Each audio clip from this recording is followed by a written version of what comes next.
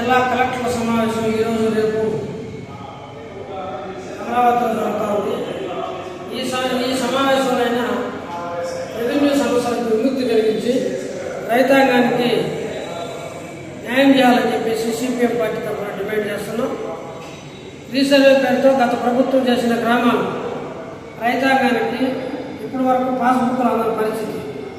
గతంలో ఒక నెల పాటు రెవెన్యూ సమస్యలు ఏర్పాటు చేసి ఏ ఒక్క రెవెన్యూ సమస్య లేకుండా చేస్తామని ప్రకటించిన ఈ ప్రభుత్వం ఇప్పటికి కూడా పీజీఆర్ఎస్కి వందలాది మంది తరలి వచ్చే పరిస్థితి ఏర్పడింది.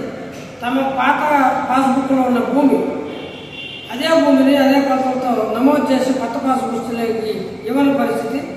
సంయుక్తంగా ఎల్పీ నెంబర్లు ఏర్పాటు చేసి ఒక 10 మందిని 15 మందిని ఒకే నెంబర్లో చేకూర్చి వాళ్ళందరూ రాలేదనే సాగుతో ఆ యొక్క నెంబర్లు విభజించి ఆ రైతు ఖాతాలు వేయని పరిస్థితి చూస్తున్నాం. ప్రత్యక్షంగా నేను పర్యటన చేసి శ్రీకాళహస్తి మండలం అమ్మచెరువు గ్రామంలో చాలా చిన్న రెవెన్యూ గ్రామం, ఆ గ్రామంలో కూడా రైతాంగానికి పాస్బుక్లు రాని పరిస్థితి. కలెక్టర్ గారికి నేరుగా విజ్ఞప్తి చేశాం. ఈ రెవెన్యూ సమస్యలైనా ఈ సమస్యలు పరిష్కారం అవుతాయని చూసి నిరాశ మిగిలింది. ఇప్పుడు జిల్లా కలెక్టర్ సమావేశం ఇప్పుడు నిర్వహిస్తున్నారు. ఈ సమావేశంలో ఈ సమస్యలన్నింటికి ఒక పరిష్కారం రాష్ట్ర ప్రభుత్వం చూపాలని చెప్పేసి కోరుతున్నాం. అదే రకంగా వారసులకు సంబంధించి ₹1 మేము వాళ్ళ పాస్బుక్లు ఇస్తామని చెప్తున్నారు. వాళ్ళ తండ్రులు భూములు వాళ్ళకి ఆటోమేటిక్గా మార్పు చేస్తామని చెప్పారు. అది కూడా ఈరోజు మార్పు చేయకుండా ఇబ్బంది పెడుతున్న పరిస్థితి. కాలయాపన చేస్తున్నారు.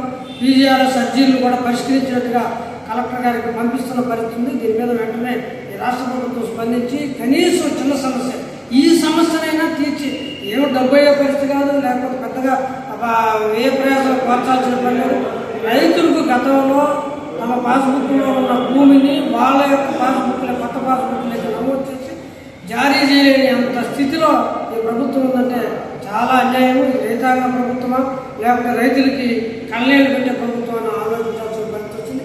ఈ కొత్త పాస్బుక్లు జారీ కాని కారణం చాలామంది లోన్లు తీసుకోలేకపోతున్నారు.